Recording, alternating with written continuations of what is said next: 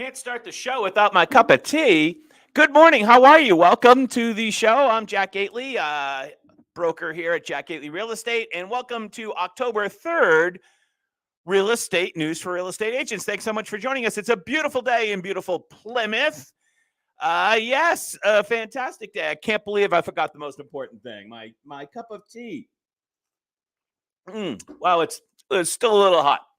All right. And what is hot is the Department of Justice coming in hot, and they are pumping the brakes on the MLSPIN settlement, kind of completely out of the blue. First, the judge had some issues with how the money was going to be handled. That was like $3 million problem. And that got handled all set. And all the parties were like, we're ready to settle. And then just last week, the Department of Justice comes in with a statement of interest saying that, whoa, we don't believe the rule change, which is kind of the crux of this whole MLSPIN no select court case. We don't think the rule change makes much difference in changing the competitive nature of the marketplace. So the judge was in love with the rule change. I literally think that's the word she used, if I'm not mistaken. And now the Department of Justice apparently is not in love with the rule change. You'll remember that the National Association of Realtors is not a party to the MLSPIN no select case, but the principles at stake are effectively the same as they are in the mega commission lawsuits out in the Midwest, Stitzer, Burnett, those ones, Morrell. They're basically the same issue. And the National Association and the Department of Justice have had this on-again, off-again battle about antitrust for quite some time. So now, kind of, I don't want to say in the ninth inning, but certainly late in the fourth quarter, to mix my sports metaphors, here comes the Department of Justice with some significant reservations about the MLSPIN settlement. Let's go to Real Estate News for the details. Dave Gallagher with the report. DOJ questions MLSPIN settlement request delay. This is the second time the settlement has been in question. So let's see if we just swing. There we go here. What's happening? The United States has significant concerns with the planned rule changes under the proposed settlement. The Department of Justice has filed a statement with the court, adding that merely tweaking a buyer-broker commission rule to allow 0% commissions does little to make the market more competitive. The filing does not address the damage award amount, so the Department of Justice doesn't really care about the $3 million. They're interested in the principle of the marketplace being competitive. What does the case involve? We already know what the case involves. Here's the important part. If you're a real estate broker or a real estate agent here in Massachusetts, or you're looking at this from a kind of a national perspective, most people thought that this was going to go into effect. Most people thought that this rule change in Massachusetts was going to go into effect at the beginning of the year. Just kind of looking at the calendar, I was thinking like sometime between Thanksgiving and Christmas. And then, doing the math, everything's always delayed with anything court. So I was thinking beginning of the year. And that was the plan. January 4th. January 4th was the plan for a final settlement. But the Department of Justice has just asked that the final approval hearing be delayed until March 7th. March 7th.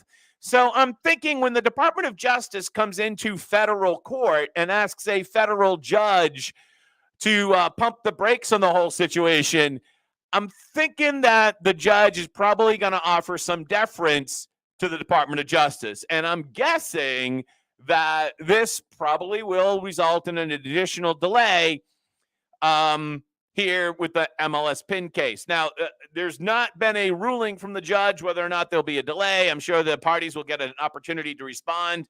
But it is kind of like late in the game for the feds just to come out of nowhere and say, we got problems.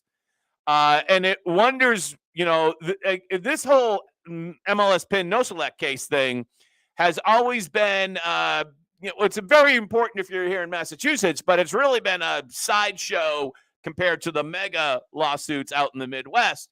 And you wonder how this is now playing, this no select thing is now playing with the court cases out in the Midwest. Plus, the Department of Justice's on again, off again battle with NAR.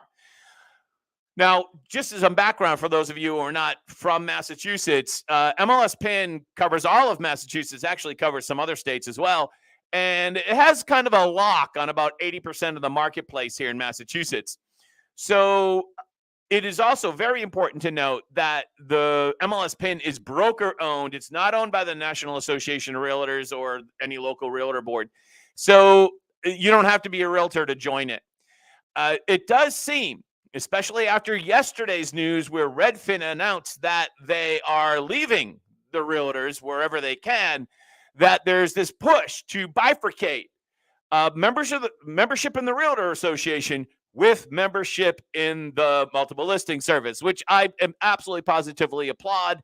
As many of you know, I left the realtors back in 2019, I think it was. And never been happier. In fact, if anything, it's been a competitive advantage because I can now hire agents and I can say to them, hey, you don't have to pay this stupid $700 to the realtors. I own my own forms, and we have the MLS PIN that's available to anybody that's licensed. And come on in, the water's fine. So, I've been able to hire a significant amount of agents because they understand that for the $700 or whatever they're paying, it's a horrific value and they're not getting their money's worth. And additionally, they hate to be forced. I've got to buy this thing in order to buy that thing. People hate that. They know in its core that that is wrong, and it is. It's an antitrust violation. And agents have had enough of that. So we will see where this delay in the MLS PIN lawsuit goes. I am very eager to be continuing to follow up on that. I think there's a lot happening with MLS PIN politics across the state and across the country. Our MLS PIN here is growing. They would like nothing better than to squeeze out the Cape Cod Association MLS, the Berkshire Association. And, it seems as if we're now moving. There's been a lot of talk of national MLS, but it seems as if we're now especially moving at least to regional MLSs, which would be very, very interesting. We have Bright MLS, which is the second largest MLS down in the Mid-Atlantic states. MLS PIN, I know, has designs to kind of like be the MLS for all of New England. And now we have news that down again from Real Estate News, Dave Gallagher. Thank you, Dave. I don't know, Dave. I'm just giving him a shout out here. The Southeast MLS Alliance and Coast to Coast MLS Data in Florida are now merging.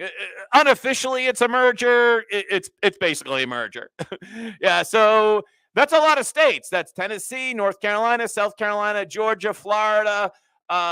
Some of those states are also states where it's been ruled. They're called, I think it's called a Thompson state. I think the Florida, Georgia, maybe one of those Carolinas, where it's been ruled that tying realtor membership to MLS membership is a antitrust violation. California is also in that category.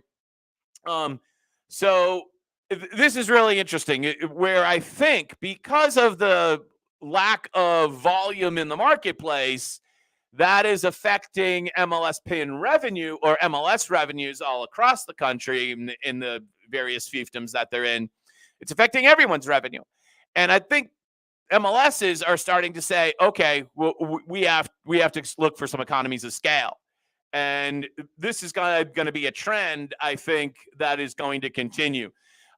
We definitely saw that in Connecticut a couple of years back, where I think they had 2 MLSs and they finally went to 1, which makes a lot of sense. But that was like, even the Connecticut thing took forever to get done because these organizations, they're so entrenched and so interested in their self-interest rather than that of their actual members, that even to merge Connecticut, which is a small state, even to merge Connecticut was just an incredible battle. So, getting back to the Redfin situation. So we covered the Redfin situation yesterday. I'm glad that they have finally followed my lead of leaving the Realtor Association wherever they can.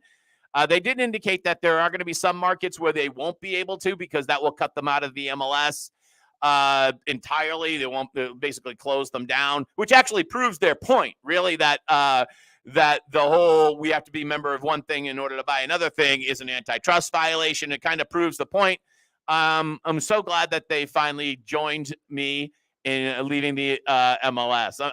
They didn't consult me directly, but I'm sure they were. I'm sure they saw what I did. They always pay attention to me. Right. Anyways, I think the only comment I want to make on the whole Redfin situation today is the comments. So whether it's been on Facebook or over at inman.com or comments I've seen all over the internet in the last 24 hours, basically, boy, there are basically three camps, I would say. People that are incredibly defensive about NAR. I mean, you would think the way these comments go that we showed up at their house and we're going to burn down their house or something. They're so defensive and protective about an organization. Yeah, it's just amazing, like how brainwashed they are about the National Association of Realtors.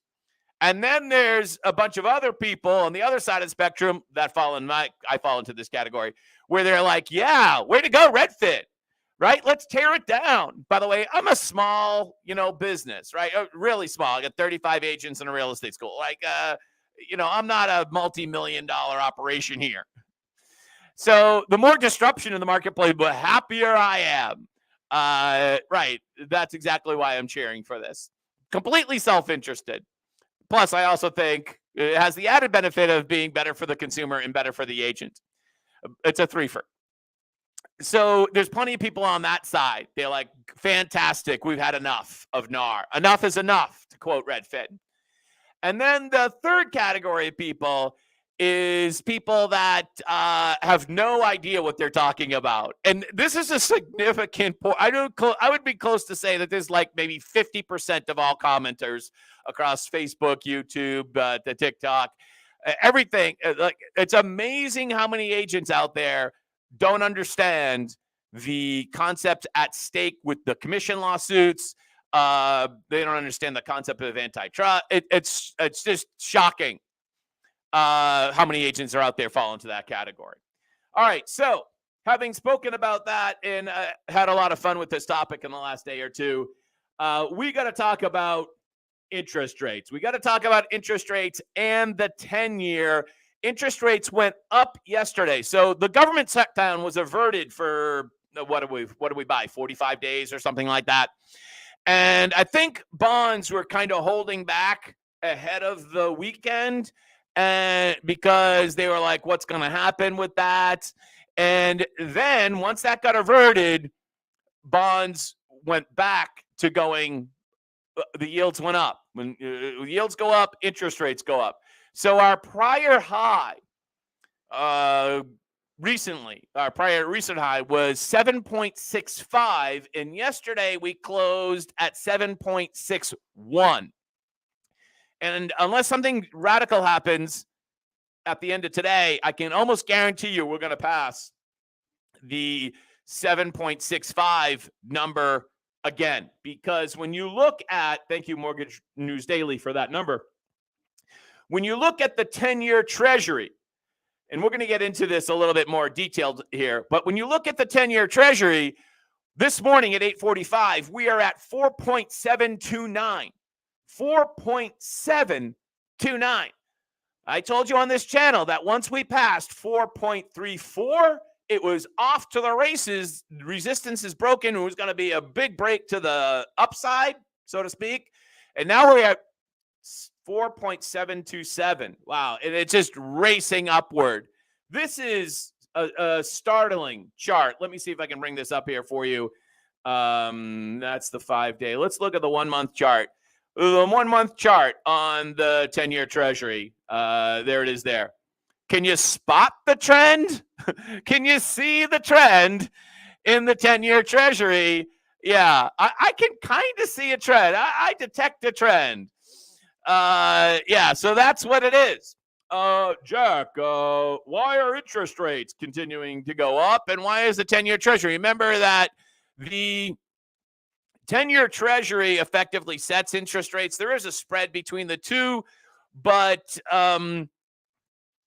one follows the other. Interest rates usually follow the 10-year Treasury fairly closely because they're similar types of debt category. Now, I thought this was a very interesting tweet that I read the other day, and or this morning, I should say. Bank of America has a chart of rates. I think this is kind of a joke, but really it's not. A chart of rates going back to 3000 BC. And it says that rates are coming off 5,000-year lows. Remember that if it's going back to 3000 BC plus the 2000 we just had, that's a 5,000-year chart. And, I'm saying a little tongue-in-cheek here, but effectively, yeah, you get the point. We had the 1970s where rates went up to, when I was, a young person delivering newspapers, the best job I ever had, except for this one, 18%. And of course, we had the almost zero interest rates of the past 15 years or so. And now they're coming off 5,000-year lows. We were also at 5,000-year lows in the 1930s. That was the Depression. Your grandparents might have told you about it. So, or my grandparents did at least. Why is that? Why is this happening? And why do we expect more and higher interest rates for a lot longer, notwithstanding what the Fed has said? Why is that? The number one and number two reasons, you've heard me kind of allude to this, and there's a great article which I'm going to bring up for you in just a second. You've heard me allude to this on this channel before. And the reason is, number one, most of the federal debt is borrowed at 76-month increments, which is basically we'll just call it 6 years. And most of that federal debt needs to be rolled over in the semi-near future or paid off. They don't have the money to pay it off, so they're going to have to refinance it at a higher rate. It's as if the entire federal government has an adjustable rate mortgage. That's a really good way to think about it. And they've been paying like 3%. And now they're going to have to refinance at a lot higher. It's kind of like the 2008 bubble where in that great movie, The Big Short, the adult entertainer owns 5 multifamilies down in Florida. It's a great scene. And she realizes that her mortgage payment is going to go up on one of the properties. And then the guy says in the movie, no, it's going to go up on all of the properties. And she defaults on all the properties because she can't keep up with the higher adjustable rate mortgage because mortgage rates are going to go up. And that's going to happen for the entire federal government. It's like the entire federal government can't afford the new rate on the adjustable rate mortgage. It's like 2008 supersized. And additionally, the federal government plans to borrow another over the next 3 years. Let me get to the number out of here. It's a staggering amount of, let's just call it right now, a boatload of additional money. So between 1990, this is from what's his name at the Manhattan Institute, Brian Riedel. Excellent piece here by Brian from the Manhattan Institute. It's on CNN.com. Between 1990 and 2001, the average interest rate of the federal government paid on its debt declined from 8.4 to 1.7 due to dovish Federal Reserve, sluggish economy, and rising global savings. This allowed Washington politicians to hike debt held by the public from $5 trillion to $25 trillion. Because if you're paying 1.5% or 1.7%, that's almost like nothing for interest, with annual costs for interest remaining near about $350 billion, adjusted for inflation. However, as long as the interest rates kept falling or were almost zero, Congress could keep adding debt without raising interest costs. It was a beautiful thing if you were the government. And those stable interest costs became increasingly affordable as the economy and tax revenues rose, because as your productivity goes up, you can afford the loan. But over the past several years, politicians, and he says progressives, but I would say the Uniparty, have been treating interest rates as an immutable law of science, that they're always going to be like 1 or 2%. And that the new spending just kind of just added on to it, just became a habit. Ooh, this does sound familiar. Now, as I said, most of the bonds out there have only a life of 76 months on average. And they have to be replaced with the new bonds within a decade. Plus, over the next 3 years, over the next 3 decades, I should say, we are planning to spend and borrow on another $119 trillion, pushing the debt towards 200% of the economy. So if you didn't understand exactly what that meant that we're totally bleeped unless we can become like reinvent the internet or something. We're going to need some type of massive productivity AI thing, I don't know, to keep up with these debt payments to put ourselves massively more competitive than the rest of the world, or our interest rates are going to be not higher for longer, but much higher for longer.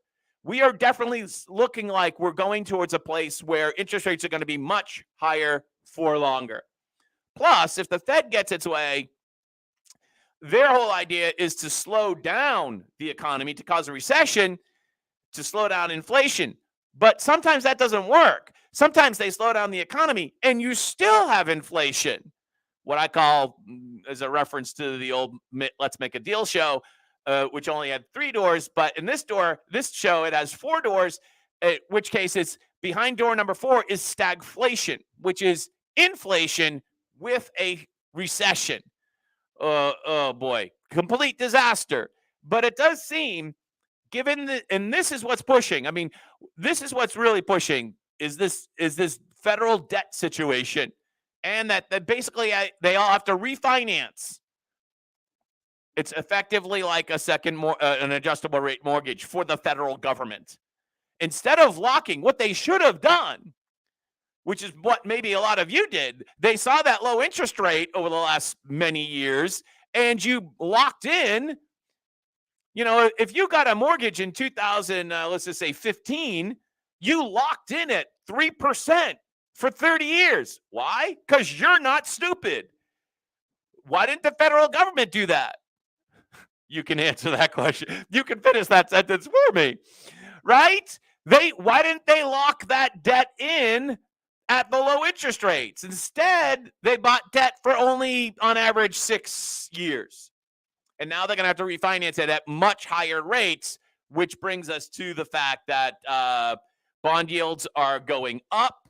And with bond yields going up, interest rates go up. The other day I tried to bring this story up and it just didn't bring up. So I think we can bring it up now. We're not going to play this video for you, but last week, the chief economist at Zillow said the housing market is frozen up. Zillow's chief economist on rates. And again, what she's saying is what I've said to you before, is effectively people can't afford to sell because if they sold, they would maybe downsize, for instance. But the new smaller house is the same payment as the existing big house. So why do it? Doesn't make any sense to sell because the interest rate has gone up. And I think I even said this, yes. And buyers can't afford to buy when interest rates are, 7.5 or more, which looks like where we're going. And I want to thank you for those of us who joined us today. I didn't get my tea at all. It was just a little too warm. It is going to be a warm day today. It's going to be a beautiful October day. I'm going to get out of the office as soon as I post up these videos. Thank you so much for joining us today. And I'll be back tomorrow morning. Have a great day. Bye-bye.